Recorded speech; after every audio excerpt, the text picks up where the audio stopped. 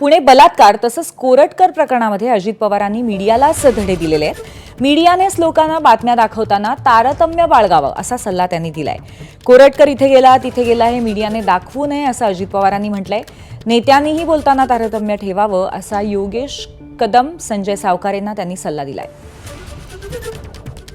पोलिसांच्या ताब्यामध्ये तो आलेला आहे, पूर्णपणे चौकशी त्या ठिकाणी चाललेली आहे।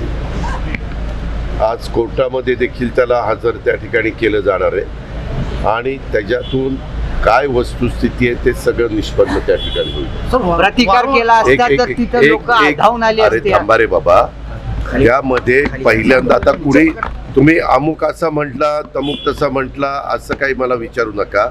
मी तुम्हाला सगळ्यांना तुमच्या मार्फत महाराष्ट्रातल्या जनतेला एवढं सांगू इच्छितो, मी सकाळी सीपीशी बोललो। सीपींनी मला सांगितलं की त्यांना 1 वाजता ताब्यामध्ये घेतलेलं आहे आणि त्याची चौकशी चालू आहे। कोरटकर पोलिसाला सापडत नाही, फरार आहे प्रशांत कोरटकर। चौकशी चाललेली आहे, तुम्ही फक्त तो फरार तो इकडे गेला तिकडे गेला असं जरा दाखवायचं बंद करा। एबीपी माझा, उघडा डोळे बघा नीट।